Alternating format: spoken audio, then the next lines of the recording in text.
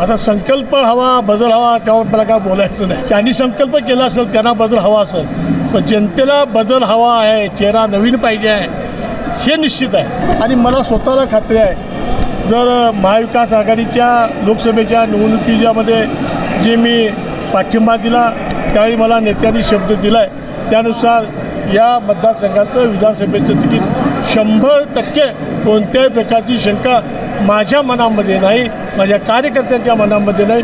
100% ticket हे मलाच मिळणार याची खात्री मला आहे. एवढी प्रचंड अशी गर्दी मी या ठिकाणी पाहिली.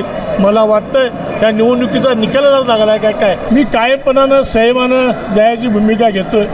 कायमपणानं नेतृत्वाला मानलं की नेतृत्वाचा शब्द कधी मी खाली टाकत नाही. पण 10 वर्षाच्या गोष्टीची वाट बघितली, पण नेतृत्वाकडे काय तसं दिसेना, म्हणून माझा आज बांध फुटला.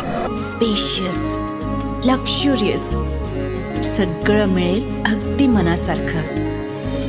बटू बिल्डर्स यांचा नवीन गृहप्रकल्प गृहलक्ष्मी रचना. दर्शको नमस्कार, के न्यूजमध्ये आपल्या सगळ्यांचं मनापासून स्वागत आहे. आज राष्ट्रवादीचे नेते ए.वाय. पाटील साहेब यांचा राधानगरी तालुक्यामध्ये बघायला गेलं तर मेळावा झालेला आहे. या मेळाव्याला चांगली गर्दी जमलेली होती आणि लोकांचा प्रतिसाद बघता ए.वाय. साहेब काय सांगाल, काय वाटतंय? राधानगरी मतदारसंघामध्ये अर्जुना गावाच्या ठिकाणी एक जनसंपर्क मेळावा मी आज घेण्याचा प्रयत्न केला. विधानसभेच्या निमित्तानं लोकांची जनसंपर्क साधावा, लोकांचं मत आजमावं ही भूमिका मेळाव्यामध्ये घेतली आणि लोकांनी सांगितलं की ए.वाय. पाटील तुम्ही यावेळेला विधानसभेचं तिकीट यावेळी निश्चितपणानं आणावं, तुम्ही आमदारकीची निवडणूक राधानगरी मतदारसंघासाठी यशस्वी करावी, एवढीच मला कार्यकर्त्यांनी सूचना दिली. एवढी प्रचंड अशी गर्दी मी या ठिकाणी पाहिली. मला वाटतं या निवडणुकीचा निकालाला लागला आहे काय अशी परिस्थिती आज अर्जुनवाडीच्या माळावर दिसत होती. खरं बघायला गेलं तर राधानगरी, बुधरगड, आजरा विधानसभा मतदारसंघ ग्रामीण भाग आहे आणि या ग्रामीण भागामध्ये आता जोरदार बॅनरबाजी बघायला मिळाली. तुमच्या देखील बॅनरवरती मागं जो काही बोर्ड लावलेला आहे त्या बोर्डवरती महाविकास आघाडीच्या नेत्यांचे फलक आहे. प्रतिस्पर्धी जे आहेत आपले त्यांचे देखील हे आहे. मग तिकिटाची जी संभ्रम अवस्था आहे ती नेमकी कुणाच्या? तिकिटाची जी संभ्रम अवस्था आहे, अनेक लोकांनी या मतदारसंघामध्ये या विधानसभेला उत्सुकता दाखवलेली आहे आणि मला स्वतःला खात्री आहे, जर महाविकास आघाडीच्या लोकसभेच्या निवडणुकीच्यामध्ये जे मी पाठिंबा दिला त्यावेळी मला नेत्यांनी शब्द दिला आहे, त्यानुसार या मतदारसंघाचं विधानसभेचं तिकीट 100% कोणत्याही प्रकारची शंका माझ्या मनामध्ये नाही, माझ्या कार्यकर्त्यांच्या मनामध्ये नाही. 100% तिकीट हे मलाच मिळणार याची खात्री मला आहे. ज्या वेळेला शाहू महाराजांच्या वेळेला आपण मोर्चा काढून त्यांना पाठिंबा दिलात, चांगला मोर्चा झाला, मोठा झाला आणि हा पाठिंबा निर्णायक ठरला आणि त्यावेळेला मग काय तुम्ही ह्या आघाडीच्या नेत्यांच्याकडून सोडवून घेतलं आहे का नाही? स्वर्गीय पी.एन. पाटील साहेब आज नाहीत, त्यांनीच मला पाठिंबा द्यायला लावला. बंटी पाटील साहेब आणि पी.एन. साहेबांनी त्यावेळेला चर्चा केली आणि मला विधानसभेला लढवायची माझी अपेक्षा मी त्यांच्याकडे व्यक्त केलेली होती आणि तसा त्या पद्धतीने मला होकार दिलेला होता आणि म्हणून मी त्यावेळेला पाठिंबा दिला.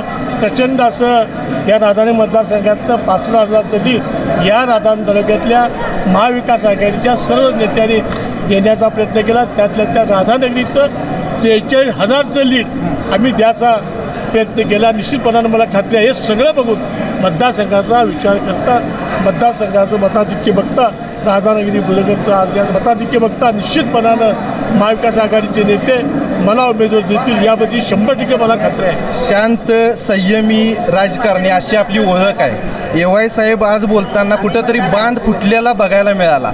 हा बांध 10 वर्षापूर्वी फुटायला पाहिजे होता असं वाटत नाही का? मी कायमपणानं संयमानं जायची भूमिका घेतोय. कायमपणानं नेतृत्वाला मानलं की नेतृत्वाचा शब्द कधी मी खाली टाकत नाही. पण 10 वर्षाच्या गोष्टीची वाट बघितली, पण नेतृत्वाकडे काय तसं दिसेना, म्हणून माझा आज बांध फुटला.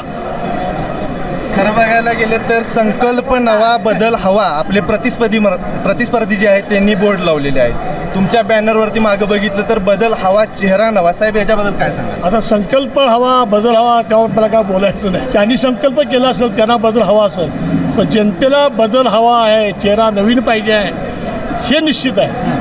त्यावर काय मला जास्त काय बोलायचं नाही. निश्चितपणानं चेहरा नवा आणि बदल हवा असं या मतदारसंघामध्ये दिसतं. खरं बघायला गेलं तर राधानगरी बुधरगड आजरा विधानसभा मतदारसंघ आणि या विधानसभा मतदारसंघामध्ये आता विद्यमान आमदार प्रकाश आंबेडकर, माजी आमदार KP पाटील आणि AY पाटील अशी तिरंगी लढत होण्याची शक्यता आहे. आताच आपण AY पाटील यांच्यासोबत चर्चा केली आणि त्यांची मतं जाणून घेतलीत. KK न्यूज चॅनलसाठी कॅमेरामन वैभव पाटील, मी अभिजित, धन्यवाद. अशाच नवनवीन अपडेट पाहण्यासाठी आमच्या KK न्यूज चॅनेलला सबस्क्राईब करा.